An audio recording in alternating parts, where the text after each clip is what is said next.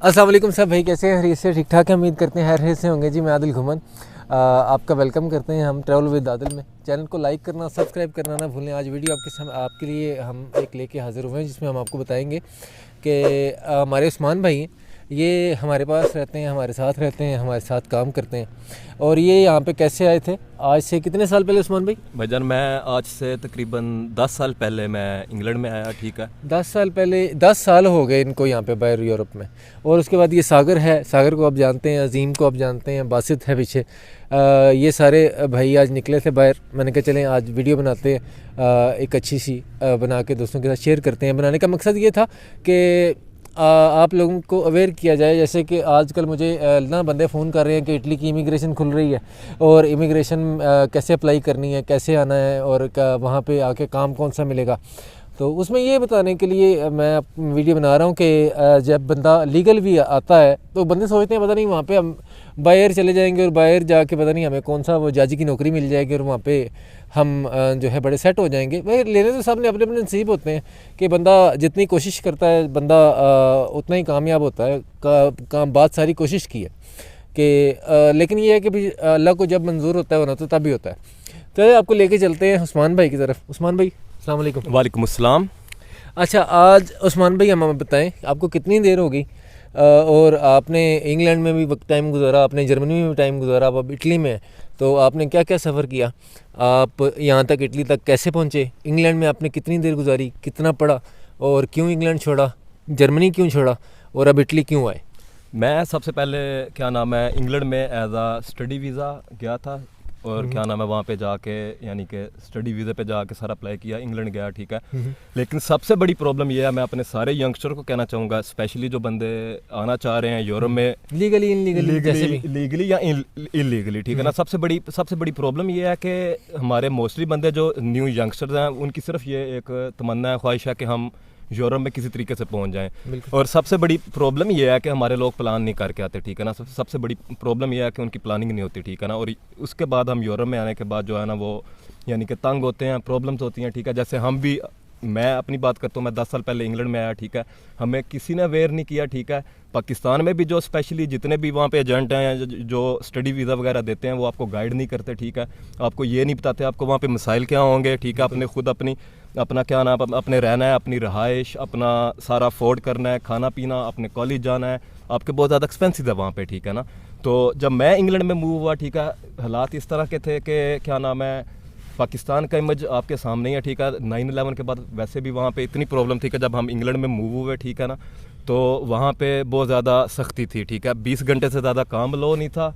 और दूसरी बात 20 घंटे हफ्ते में, week 20 hours a week, yes. लेकिन क्या नाम है वहाँ पे इंग्लैंड में सबसे बड़ी प्रॉब्लम ये थी उस वक्त पे कि आपने क्या नाम है अपनी रहाइश पे करनी है। ठीक है, आपने प्रॉपर कॉलेज जाना है, आपने अपना सारा कुछ करना है। ठीक है, आपने 3 दिन कॉलेज जाना है, आप सिर्फ 2-3 दिन काम कर सकते हैं। ठीक है ना, और उसके बाद इंग्लैंड में उस वक्त पे सबसे बड़ी प्रॉब्लम ये थी कि 2012 में जब डेविड कैमरन आया, ठीक है, उसने आके स्टडी की जो सारी जो है ना रूल्स वगैरह वो सारे चेंज कर दिए। ठीक है, वो इस तरह से था कि आपने 8,000 पाउंड एक सेमेस्टर का पे करना है। ठीक है ना, और जो कि क्वाइट टफ। ठीक है ना, अगर आपके 4 सेमेस्टर आपने 32,000 पाउंड पे करना है, इट्स नॉट ईजी। तो मैं अपना वीज़ा नहीं एक्सटेंड करवा सका। ठीक है, बहुत ज़्यादा प्रॉब्लम थी। फिर मैं एक दोस्त से कांटेक्ट हुआ, मैं जर्मनी में मूव हो गया। ठीक है, मैं वहाँ पे इलीगल नहीं था रहना चाह रहा। ठीक है, तो क्या नाम है मैं जर्मनी में मूव हुआ। वहाँ पे मैंने जाके एज आ असाइलम सीकर मैंने वहाँ पे अप्लाई किया। ठीक है, टाइम गुजारा। ठीक है, तो वहाँ पे भी एक मिस गाइडेंस थी कि इंग्लैंड में आपका वीज़ा कैंसिल हो गया था। इंग्लैंड में मेरा वीज़ा नहीं था कैंसिल हुआ आदिल भाई। इंग्लैंड में प्रॉब्लम ये थी कि मैं वीज़ा एक्सटेंड नहीं करवा सका। और अगर आपने इलीगल रहना तो वहाँ पे आप फिर ये है कि 13 साल आप गुजार नहीं सकते। वहाँ पे पहले रूल था कि अगर आप 13 साल इंग्लैंड में रहे हैं, बेशक इलीगल रहे हैं, आपके पास प्रूफ होना चाहिए, वो आपको यानी कि नेशनैलिटी दे देते थे। लेकिन वो भी उन्होंने बाद में 19 के उसके बाद मैं जर्मनी में मूव हो गया। ठीक है, तो वहाँ पे भी यही था कि क्या नाम है इतना अवेयरनेस नहीं थी उस वक्त पे। ठीक है, तो बस टाइम गुजारा। ठीक है, जॉब वगैरह करते रहे। ठीक है, लेकिन ये भी नहीं था पता कि क्या रूल है, किस तरह से क्या नाम है डॉक्यूमेंट की फ़िक्र नहीं थी। ठीक है, बिल्कुल हम कि एक यानी कि किसी चीज़ की कोई वो फ़िक्र ही नहीं थी। ठीक है, तो क्या नाम है नहीं, जर्मनी में आपको डॉक्यूमेंट्स नहीं मिले? जर्मनी में आप जब आए जर्मनी में भी क्या नाम है, मेरे डॉक्यूमेंट नहीं क्लियर हुए। जर्मनी के रूल शुरू से बहुत टफ हैं। इवन के हमारे पुराने बंदे जो कि जर्मनी में रहे हैं, जो इवन के 1990 में या उसके बाद भी आते रहे, जर्मनी वाहद एक कंट्री है पूरे यूरोप का कि जो शुरू से बहुत टफ है, ठीक है ना। जो शुरू से उसके रूल्स बहुत टफ हैं, वो किसी भी टाइम चेंज कर सकते हैं, ठीक है। उनके रूल्स बहुत ज़्यादा स्ट्रिक्ट हैं, ठीक है ना। वहाँ पे इजी नहीं है, लेकिन वहाँ पे उन्होंने उस टाइम पे इन्होंने ओसबिल्डिंग, जिसे कि डिप्लोमा कहते हैं पाकिस्तान में, जैसे कि DAE डिप्लोमा मुख्तलिफ फील्ड्स में है, तो ओसबिल्डिंग वहाँ पे उन्होंने 2016 में 2017 में इन्होंने स्टार्ट किया था, रूल था। तो बहरहाल मैंने वो नहीं किया। क्यों? मैंने ऑलरेडी स्टडी वगैरह की हुई थी, ठीक है अपना। तो क्या नाम है, मैंने वहाँ पे मैनेजमेंट का कोर्स था 6 माह का, मैंने वो किया। मैंने वो कंप्लीट करने के बाद मैं मैकडोनल्ड्स में एज अ सुपरवाइज़र जॉब करता रहा। फिर मैंने एज अ मैनेजर स्टार्ट की, ठीक है। तो मैं उनकी इस कैटेगरी में आता था कि क्या नाम है, मैं टैक्स पे था, ठीक है। मेरा वो सारा कंप्लीट था, कॉन्ट्रैक्ट पे काम करते थे, कॉन्ट्रैक्ट पे काम कर रहा था। मैंने 3 साल काम किया, ठीक है। तो एंड ऑफ द टाइम मेरे साथ प्रॉब्लम ये बनी कि जब क्या नाम है, मैंने वो 3 साल किया, ठीक है। वहाँ पे रूल था कि जिसने डिप्लोमा किया हुआ है उसको वो वर्क परमिट दे रहे थे, ठीक है। जब मैंने वर्क परमिट के लिए अप्लाई किया, ठीक है, तो खैर चलता रहा, ठीक है, प्रोसेस चलता रहा, ठीक है। उन्होंने मुझे कहा जो भी डॉक्यूमेंट रिक्वायर्स हैं जो पाकिस्तान से मुझे चाहिए थे वो मैंने सारे मंगवाए, ठीक है, सारे टेस्टिफाइड करवाए। लेकिन फिर इनके रूल्स चेंज हुए। एंजेला मार्केल की हुकूमत वो प्रॉब्लम में चाह रही थी, ठीक है। तो इन्होंने मुझे बोला कि पाकिस्तान जाओ, पाकिस्तान जाके वीज़ा अप्लाई करो, और फिर दोबारा क्या नाम है, जर्मनी में आओ। और आपको पता है कि पाकिस्तान में जो पॉलिटिकल जो प्रॉब्लम्स हैं, जो सियासत वो आपके सामने है। इवन के आपका प्रेसिडेंट कहाँ पे बैठा हुआ जाके इंग्लैंड में, ठीक है ना। कोई वहाँ पे रूल्स नहीं है, कोई वो नहीं है, ठीक है ना। तो इस वजह से फिर मैंने अपने वकील से मशवरा किया, उसने मुझे जो गाइडेंस दी, मैं फिर यहाँ पे क्या नाम है इटली में मूव हो गया, ठीक है ना। मैं इटली में आ गया, ठीक है। क्यों? बहुत ज़्यादा बंदे डिपोर्ट कर रहे थे पाकिस्तान में वापस, और पाकिस्तान से जाके वीज़ा अप्लाई करना, फिर यहाँ पे आना इट्स वेरी डिफिकल्ट। और जर्मनी में जब आपका केस आपका उड़ जाता है, आपका केस फेल हो जाता है, वो आपको डिपोर्ट कर देते हैं। जी बिल्कुल इसी तरह है। आपके पास एक अपील है, आप एक अपील कर सकते हैं, लेकिन वो भी फ़ायदा नहीं। आप टाइम वेस्ट करते हैं। टाइम इस वजह से वेस्ट करते हैं कि अगर आपके पास प्रॉपर रीज़न नहीं है, प्रॉपर आपके पास कोई वो एक डिग्री वगैरह नहीं है, या आपके पास कोई डिप्लोमा नहीं है, अच्छा, वो आपको वहाँ पे नहीं ज़्यादा देर स्टे करने देते, ठीक है ना। क्यों? जर्मनी की सबसे बड़ी प्रॉब्लम ये है कि वो ये कहते हैं कि अगर आप काम भी कर रहे हो, टैक्स भी पे कर रहे हो, इस नन ऑफ योर बिजनेस, ठीक है ना। वो आप अपने लिए कर रहे हो, उनको कोई फ़ायदा नहीं है। उनको फ़ायदा सिर्फ इस चीज़ में है कि जो बंदा उनके रूल्स के मुताबिक चले, जो कि उन्होंने डिप्लोमा वगैरह स्टार्ट किया हुआ था, और वो भी ज़्यादा आईटी में था, और मेरी स्टडी आईटी में नहीं थी, ठीक है ना। और अभी भी स्टिल चल रहा है मेरे ख्याल से। उन्होंने अराउंड 500,000 लोग जो कि उन्हें आईटी में भी रिक्वायर हैं, ठीक है ना, चाहिए। इवन पाकिस्तान में अगर कोई अभी आईटी कर रहा है या आईटी का स्टूडेंट है, वो अप्लाई कर सकता है, ठीक है ना। और मेरे होते हुए वहाँ पे आईटी के काफ़ी स्टूडेंट्स आए जो मेरे अंडर जॉब्स करते रहे, पाकिस्तान से थे, ठीक है ना। उन्होंने ऑलरेडी स्टूडेंट वीज़ा अप्लाई किया हुआ था, ठीक है ना। वो प्रॉपर लीगल तरीके से आए, और अभी उनके पास वर्क परमिट वगैरह हैं कुछ बंदों के पास। मैं अभी इधर इटली में मूव हो गया, ठीक है। इटली में मुझे आके प्रॉब्लम ये हुई कि मेरे पास डबलिन होती, ठीक है ना। इधर जारी बात है, जब आप जर्मनी में रहे, आपके वहाँ पे फिंगर्स हैं, ठीक है। सबसे बड़ी प्रॉब्लम ये है कि आपने यहाँ पे आगे वो कवर करने हैं, सारे क्लियर करने हैं, वो आपको बहुत प्रॉब्लम होती है। और मैं यहाँ पे मुझे अभी 2 साल हो गए हैं, ठीक है। पीछे कोरोना स्टार्ट हो गया था, प्रोसीजर थोड़ा लंबा हो गया, सब कुछ बंद रहा। तो अभी अल्हम्दुलिल्लाह मेरी डबलिनो क्लियर हो गई है, ठीक है। मैं डबलिनो क्या होती है? डबलिनो बेसिकली ये है कि जब भी आप यूरोप में एंटर होते हैं किसी भी कंट्री में, ठीक है ना, तो आप एक कंट्री में रहते हैं, ठीक है। वहाँ पे आपके फिंगर वगैरह वो ले लेते हैं, सियासी पनाह आप लेते हैं, या ह्यूमन राइट्स, या वट एवर जो भी है, ठीक है ना। तो आपका पूरा डेटा उनके पास चला जाता है, फिर आप उस कंट्री को छोड़ नहीं सकते, ठीक है। मतलब कि एक यूरोपियन कंट्री के फिंगर जो है वो दूसरी यूरोपियन कंट्री में शो हो जाएं, तो वो पहले आपको लायर करना पड़ता है, वो पहले उसको ख़त्म करवाने पड़ते हैं दोबारा, फिर आप उस कंट्री में रह सकते हैं। बिल्कुल आदिल भी ऐसे ही है। और अगर वो ना माफ़ करेंगे, अगर ना कैंसिल हो, तो फिर अगर स्पेशली यूरोप के अंदर जो डिफ़िकल्ट, जो सबसे मुश्किल फिंगर्स हैं, वो स्विट्ज़रलैंड, जर्मनी और फ्रांस के हैं, ठीक है। और जब ये इटली के भी, इटली तो कंट्री ऐसा कि अगर कोई बंदे जो हमारे नए भाई आना चाह रहे हैं, मैं उनको मशवरा ये दूंगा कि जितने भी न्यू कमर्स हैं जो बोस्निया में या सर्बिया में या तुर्की में, यूनान में बैठे हुए हैं, और उनकी ख्वाहिश है कि हम यूरोप में आएँ, ठीक है ना। और यूरोप में आके हम जर्मनी में जाएँ या स्विट्ज़रलैंड में जाएँ, प्लीज़ ये गलती ना करिएगा। क्यों? मैं ये गलती कर चुका हूँ। क्यों ना करिएगा कि मेरे ख्याल से मैं इटली को प्रेफर करूँगा। इटली एक ऐसा कंट्री है कि आप इटली के अंदर आएँ, ठीक है, यहाँ पे टाइम स्पेंड करें। और यहाँ पे सबसे बड़ी प्रॉब्लम ये है हमारे पाकिस्तानियों की स्पेशली, कि प्लीज़ यहाँ पे आके ब्लैक में काम ना करें, ट्राई करें, कॉन्ट्रैक्ट पे जॉब तलाश करें, लैंग्वेज सीखें, ठीक है, कोई स्कूल वगैरह में जाएं या कोई साथ कोर्सेज वगैरह स्टार्ट करें, आपके लिए बहुत बेनिफिशियरी है, ठीक है ना। लेकिन हमारे बंदों की प्रॉब्लम ये है कि यहाँ पे आके हमारे बंदे किसी चीज़ पे भी एफर्ट नहीं करते। बिल्कुल। तो क्या नाम है, तो मैं यही अपने जो न्यू कमर्स हैं उनको ये मशवरा दूंगा कि अगर कोई बंदा आना चाह रहा है, अगर कोई मूव होना चाह रहा है, प्लीज़ वो मेरे ख्याल से वो इटली में ही आके रहे, यहाँ पे आगे अप्लाई करे, ठीक है ना, और इटली में टाइम स्पेंड करे। और इटली की जो इस टाइम पे जो इटली की सिचुएशन है इज़ क्वाइट गुड। और इटली मेरे ख्याल से डॉक्यूमेंट्स दे रहा है अभी, काफ़ी मेरे दोस्त भी हैं जिनको डॉक्यूमेंट्स वगैरह मिले। नहीं, ये पाकिस्तान में रह के नाम अच्छे लगते हैं, जर्मनी, स्विट्ज़रलैंड और फलान। आप देखें कि जब वहाँ की लाइफ कितनी टफ़ है, वहाँ पे आपने इतना टाइम स्पेंड करना है, 8 साल 10 साल वहाँ पे, तब भी आपको डॉक्यूमेंट्स नहीं मिलने। डॉक्यूमेंट्स तो देते ही नहीं ना जी। ऐसे ही इटली के अंदर हमने कोई बंदा नहीं देखा कि जिसको 8-10 साल 15 साल 5 साल हो गए हैं, किसी को तो आते साल डॉक्यूमेंट मिल जाते हैं, लेकिन हमें अभी तक नहीं मिले। इंशाल्लाह हमें भी मिल जाएंगे। बिल्कुल। ये है कि इटली में डॉक्यूमेंट्स मिल जाते हैं। बिल्कुल। इटली हमें जो आपको पहली वीडियोस में बताया हुआ है कि हमें इतनी इज़्ज़त रेफ्यूजीज़ को या गैर मुल्कियों को इतनी इज़्ज़त किसी मुल्क ने नहीं दी जितनी इटली ने दी। बिल्कुल ऐसे ही आदिल भाई, बिल्कुल ऐसे ही है। हमारे पास जब नए आए, हमारे पास काम नहीं था, हमारे पास कुछ भी नहीं था, रहने को घर नहीं था, पहनने को कपड़े नहीं थे, पास पैसे नहीं थे, किसी ने हेल्प नहीं की, कोई किसी दोस्त को रिश्तेदार को फ़ोन करते थे तो वो फ़ोन ही नहीं था उठाता। ऐसे ही है, बिल्कुल। लेकिन हमें उसके बाद क्या कहते, हमें इनके होते हुए हमें कैंप में लेके गए, हमें घर दिया, हमें खाने को दिया, हमें महीने के महीने पैसे दिए। बिल्कुल ऐसे ही है, हमें इज्जत दी। बिल्कुल ऐसे ही है। तो हम तो किसी तरह भी इनका एहसान नहीं उतार सकते इन्होंने। तो ये एक हकीकत है जिससे जो है वो मुंह फेरा नहीं जा सकता कि जो इन्होंने हमारे साथ नहीं की वो तो हम आपको बताएंगे। लेकिन हमारी बात फिर वही है कि बस जो ज़हनी सुकून होता है ना, जो चीज़ होती है वो चीज़ नहीं है। क्यों मान? ऐसे ही है, बिल्कुल। और तो आपको तो कोई 10-11 साल हो गए, अब घर नहीं गए। ऐसे ही है, बिल्कुल। सबसे बड़ी चीज़ मैं ये कहूँगा कि जो आदिल भाई बात कर रहे हैं, मैं इससे बिल्कुल एग्री हूँ, ठीक है ना। और सबसे बड़ी जो आपको ज़हनी डिस्टर्बेंस है, ठीक है ना, जो आपको प्रॉब्लम है, वो बिलीव करें, मैं आप जो बंदे रह रहे हैं जर्मनी में है, स्विट्ज़रलैंड में है, जो इवन के स्ट्रॉन्ग कंट्रीज हैं, उनको सबसे ज़्यादा ज़हनी स्ट्रेस है। बिल्कुल। वो टफ कंट्रीज हैं, पैसा सब कुछ नहीं है, ठीक है ना। बिल्कुल। जब हम न्यू थे, हम नए थे, यंग थे, टाइम था, ठीक है, हमने इस चीज़ पे जो सबसे बड़ी प्रॉब्लम, मैं अपने से बात करूँगा कि हमने इस चीज़ पे थोड़ी सी तवज्जो नहीं दी कि यार कोई अपनी स्टडी कंप्लीट कर लें, बिल्कुल, कोई डिप्लोमा वगैरह कंप्लीट कर लें, ठीक है। हम जॉब्स पे लगे रहे, पैसा कमाते रहे, ठीक है ना। और पैसा एक ऐसी चीज़ है वो कहीं ना कहीं लग जाता है, ठीक है ना। तो इसीलिए मैंने इतना टाइम स्पेंड करने के बाद, ठीक है ना, इतना टाइम गुजारने के बाद मैंने जो सारा देखा, जो मैंने सारा अपना एक इंफॉर्मेशन ली। मेरे कुछ दोस्त स्पेन में भी हैं, पुर्तगाल में भी हैं, इटली में भी हैं, लेकिन मैंने इटली को प्रेफर किया, ठीक है ना।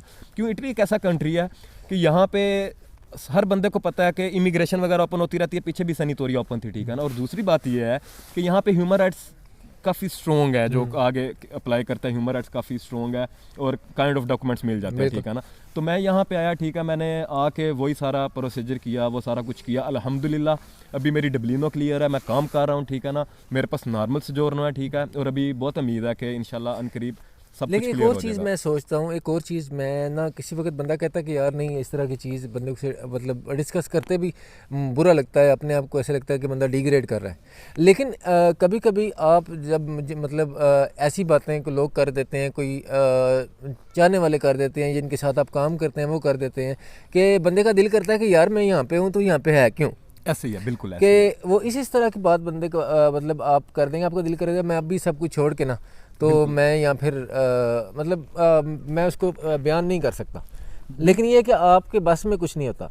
अपने मुल्क में पता तो है, अपने घर बैठे में अपना जो है वो माड़ा चंगा बंदा कर लेता है। और सबसे बड़ी बात, प्लीज़ मैं हर बंदे को ये कहना चाहूँगा कि हमारी पाकिस्तानियों की सबसे बड़ी, मैं अपनी भी इसमें बात करूँगा, हमारी सबसे बड़ी प्रॉब्लम ये है कि हम पाकिस्तान में कोई भी छोटा मोटा काम नहीं करना चाहते। हमें क्या कहना कि हम पाकिस्तान में कोई मैकेनिक वगैरह का कोई काम सीख लें, यार नाइयों का काम सीख लेंगे, यहाँ पे इतना ज़्यादा है, ये कटिंग का काम सीख लें। नाइयों का काम करने में शर्म आती है हमें पाकिस्तान में। मैं कहता हूँ हम ऑटो मैकेनिक पे नहीं जाते, कोई हम क्या नाम है एज अ बार्बर का कोई काम नहीं सीखते, कोई भी छोटा काम है हम पाकिस्तान में नहीं सीखना। और वहाँ पे वो जमादार जुमेरात यहाँ पे सारे अलग ही किस्म से काम वो करते हैं, हम वहाँ पे करना नहीं पसंद करते। वो क्यों है कि वो कहते हैं चिराग के नीचे अंधेरा होता है, वो हमारा अपना कंट्री है, वहाँ यहाँ पे हम देखते हैं कि मैं जट हूँ, फलाना ये है, फलाना ये है, हमें ये चीज़ मार जाती है और मेरे ख्याल से ये चीज़ गलत है। लेकिन जब हम यहाँ पे मूव होते हैं और जब स्पेशली जब हमारी बैड लक होती है, किसी को जॉब नहीं मिलती, फिर वो बेचारा ये भी कहता है कि मुझे सफाई करने को भी मिले, मैं करूँगा, ठीक है ना। और फिर बंदे मैंने यहाँ पे ऐसे देखे हैं। और आप, मैं एक सॉरी मैं आपकी बात काट रहा हूँ,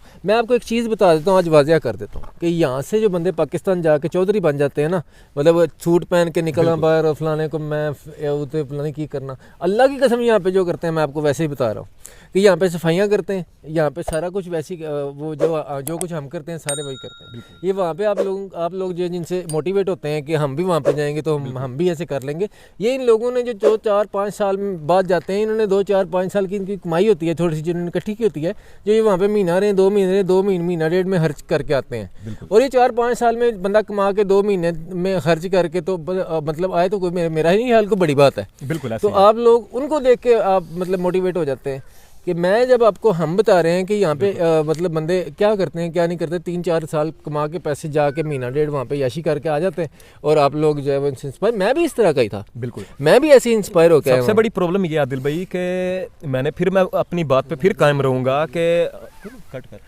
मैं फिर यही बात कहूँगा कि हमारे मोस्टली बंदों के पास प्लानिंग नहीं है, ठीक है ना। हम वहाँ पे कोई काम सीखना पसंद नहीं करते, कम अज़ कम जो बंदे अभी भी यूरोप आना चाह रहे हैं, ठीक है ना, उनकी ख्वाहिश है हम यूरोप में आए, हम यहाँ पे आगे सक्सीड हों, कामयाब हों। मैं उनको यही कहूँगा, बेशक डंकी लगाओ यार, प्रॉब्लम नहीं है, ठीक है ना। मैं डंकी लगा के नहीं आया, ठीक है ना, ये भाई पीछे खड़े हैं, ये डंकी लगा गए हैं, ठीक है, इनसे भी बात करेंगे। लेकिन मैं आपको ये बताऊँगा कि जब आप कम से कम यूरोप में आए, प्लीज़ पाकिस्तान में कोई ना कोई छोटा मोटा काम सीख लें। मेरे ख्याल से ये कोई बंदा ऐसा जिसने मैट्रिक भी नहीं की, वो भी कोई ना कोई काम सीख सकता है।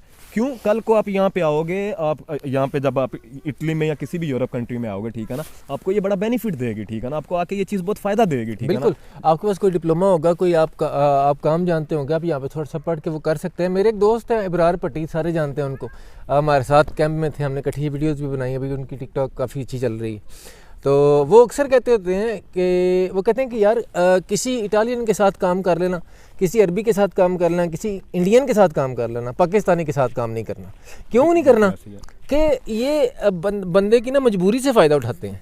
क्यों उठाते हैं? क्योंकि ये बंदा क्या मतलब, मैं भी पाकिस्तानी हूँ, उस्मान भी पाकिस्तानी है, सागर भी पाकिस्तानी है, पीछे भी पाकिस्तानी है। क्यों उठाते हैं? हमें शर्म आती है इस तरह की बात करते हुए कि वो पट्टी साहब हमारे कहते हैं कि पाकिस्तानी जो है वो कभी भी वो मौका जाने नहीं देता कि जिससे वो किसी को दाल गा सके। ऐसे ही बात, मैं इस चीज़ से मैं बिल्कुल एग्री करता हूँ। तुमने यहाँ पे भी देखा, तुमने यूनान में भी तुम रहे, मैं भी रहा यूनान में, तो हमने ये चीज़ देखी कि मैंने आपको एक बात आगे बताई, मैंने ना यूनान में एक काम किया, बड़े मुश्किल से काम मिला, पाकिस्तानी ने काम निकाला जी, वो 20 यूरो जो है वो दिन के देंगे बिल्कुल। वो उसने हमें सुबह सुबह ना डाले में लोड करके ना वो ले गया हमें ज़मीनों में, वहाँ पे जाके उसने कहा जी वो आलू खिल रहे ज़मीन जो थे उन्हें आखिर चलो बैग, बिल्कुल। ਉਹ खैर मैं तो 12 वजे नाल तो मैं उंजी पहली च लेट गया। और सबसे बड़ी आदिल भाई की बात है, यार ने 20 यूरो मैंने 2 हफ्ते बाद देते। भाईजान मैं आपको बताऊंगा कि बंदे ऐसे भी आदिल भाई पाकिस्तानियों की बात कर रहे हैं ना, फिर मैं आपको एक बहुत कड़वा सच बताना चाहूँगा कि हमारे पाकिस्तानी बंदे, मैं जो 10 साल अल्हम्दुलिल्लाह मैंने 10 साल में कभी पाकिस्तानी के पास काम नहीं किया, और उसकी रीज़न ये थी कि मुझे मेरे अंकल ने बोला कि बेटा कभी पाकिस्तानी के पास काम ना करना, स्पेशली यूरोप के अंदर, ठीक है ना। प्रॉब्लम क्या है? प्रॉब्लम सबसे बड़ी ये है कि पहली चीज़ आप टैक्स पे नहीं करते, आप ब्लैक में काम कर रहे हो, ठीक है, आपको उसका कोई एडवांटेज नहीं है, ठीक है ना। वो जितने पैसे हैं वो वही पाकिस्तानी खाता है, और हम कुछ बंदे ऐसे हैं कि हम देखते हैं फलाना बंदा जी वो गया हुआ है, वो करोड़पति, उसने पीछे इतना बड़ा मकान बना लिया, ये है वो है, ठीक है ना। लेकिन अगर बिहाइंड द सीन अगर आप उसके आपको पता नहीं, अगर देखें रियलिटी को जानने की कोशिश करें, वो मेरा आदिल भाई का 10 बंदों का हम जैसों का हक मार के पीछे बैठा हुआ, ठीक है ना। और सबसे बड़ी जो प्रॉब्लम है वो हमारे पाकिस्तानी को ये है, एक दूसरे की टांग खींचते हैं। इसलिए मैं आपको ये कहूँगा आदिल भाई वाली बात कि प्लीज़ आके ट्राई करो, अगर आपको काम मिलता है किसी इटालियन के साथ करो, ठीक है ना। बेशक कोई छोटा मोटा काम क्यों ना करो, आपकी लैंग्वेज इंप्रूव होगी, आपका टैक्स पे होगा, आपको आने वाले वक्त में एडवांटेज होगा, ठीक है ना। और आप आपके छोटे मोटे काम जो इधर उधर वो सारे साथ होके करवाए, साथ होंगे। हमारे दोस्त कैंप में साथ रहे हैं, हाफिज हो गया, चंदू हो गया, सारे जानते हैं, पट्टी साहब हो गए, पट्टी साहब काम करते हैं, बट उनके सारे डॉक्यूमेंटेशन इधर उधर वो सारे वो साथ होके करवाते हैं।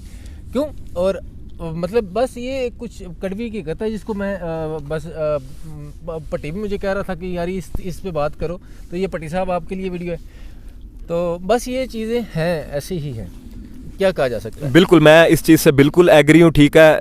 इधर इवन यूरोप के अंदर मैं आपको अपने 90% पाकिस्तानी बंदों की मिसाल दूंगा कि जो लीगल आए हैं या इलीगल आए हैं, दोनों एक जैसे हैं। बिल्कुल। क्यों, प्रॉब्लम क्या है? पता क्या बात है उस्मान भाई, बात ये है कि जो बंदे सेट हैं वो आज नहीं आए, बिल्कुल। वो कोई उनको 20-30 साल हो गए, 40 साल बन के किसी के मतलब अब्बा अजदाद यहाँ पे आए, अब्बा आया, दादा आया हुआ था, उन्होंने बुला लिया। तो हम अगर इस चीज़ से डिमोटिवेट हो जाएंगे कि हमारे पास कुछ नहीं है और उसके पास ये है, तो ये चीज़ गलत है। हाँ जी, बिल्कुल। क्यों कि हम तो भी आए कि वहाँ स्ट्रगल करने में 4-5 साल लगाए, वो तो स्ट्रगल करने में और दूसरी बात ये है कि कभी भी किसी को देख के ये नहीं सोचो कि यार ये बंदे को 2 साल हुए, इसके पास डॉक्यूमेंट आ गए और मुझे फॉर एग्जांपल मैं अपनी बात 10 साल हो गए, डॉक्यूमेंट नहीं है।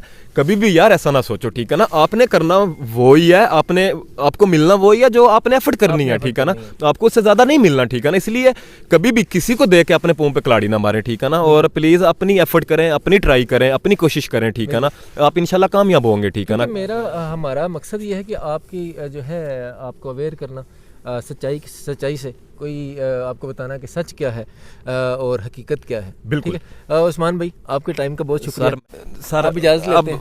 मैं आपसे इजाज़त लेना चाहूँगा और जाते जाते आपको सिर्फ एक बात कहूँगा कि प्लीज़ किसी के भी कहने पे मत जाएं, वो करें जो आपका दिल चाहता है, जो आपका दिल करता है, जो आपका ड्रीम है, ठीक है ना। हमारा काम था आपको एक इन्फॉर्मेशन देना ताकि आप जब भी यूरोप में आना चाहें, ठीक है ना, किसी के हाथों मिस गाइड ना हो, ठीक है। किसी कंसल्टेंट के थ्रू या किसी भी कोई भी जो बंदा ऐसा है पाकिस्तान में कि जो 2 नंबरी के तरीके से आपको जो सिर्फ पैसे बटोरना चाह रहा है, ठीक है ना। और अपना ख्याल रखें, अपने घर वालों का ख्याल रखें और दुआ में याद रखिएगा, ठीक है। को लाइक करना, सब्सक्राइब करना ना भूलें। और अगर किसी को कोई इन्फॉर्मेशन चाहिए, प्लीज़ आप जाके कमेंट्स में आप जो है ना आप पूछ सकते हैं, कमेंट्स कर सकते हैं, ठीक है ना। आपको किसी तरीके के कर सकते हैं। पेज को लाइक करने, नीचे लिंक दे देंगे सबका, बिल्कुल वहाँ पे जाके फॉलो करें। Thank you very much. और अपना बहुत ख्याल रखिएगा, ठीक है। दुआ में ले अब मैं अपने दोस्त उसामा, मेरा भाई है छोटा, इसको माइक देता हूँ, ये वीडियो का एंड करेगा और आपको बताएगा। जी अस्सलाम वालेकुम सबको। उम्मीद करता हूँ सब ठीक होंगे, खैरियत से होंगे। और जैसे कि सारी गुफ्तगू इन्होंने आपके साथ शेयर की, सारा एक्सपीरियंस जो इनका था वो ना उन्होंने आपके साथ जो है ना वो शेयर किया कि क्या इशू होते हैं इलीगल के, क्या दूसरों के होते हैं। बेसिकली सारे जो है ना सारी बातें इतनी आसान नहीं होती यहाँ पे, और अपनों से दूर बहुत सारी मुश्किलात का सामना करना पड़ता है। देखने में ये अच्छी लगती है। और जो है अब करते हैं, वीडियो को एंड करते हैं। बाकी जो है किसी को भी कोई इन्फॉर्मेशन वगैरह चाहिए, कोई भी किसी किस्म की बात आपने पूछनी है, वो हमारे साथ जो है ना वो कांटेक्ट करे नीचे कमेंट्स वगैरह। और हाँ, तो सारा जो है ना हमें फॉलो करें। अगर आपको कोई इन्फॉर्मेशन किसी भी चीज़ की चाहिए, हम आपको गाइड करेंगे। और जो है लाइक करें, शेयर करें और ज़्यादा से ज़्यादा सब्सक्राइब करें, क्योंकि उन लोगों के लिए ये बहुत ज़्यादा इंपॉर्टेंट है कि जो इधर आना चाह रहे हैं, उन लोगों तक पहुंचाएं वीडियोस, उन लोगों तक करें। जी, तो उन लोगों तक जो है ना ये वीडियो पहुंचा दें, ताकि उनको कोई मिस गाइड ना करे और ये बातें सुन के उसको थोड़ा सा पता हो इन चीज़ों का कि ये उधर होता है इस तरह का। ले जी, फी मान अल्लाह, अल्लाह हाफिज़। अल्लाह आपका हमें नासिर हो। दुआ में याद रखें, अपना ख्याल रखें। अल्लाह हाफिज़।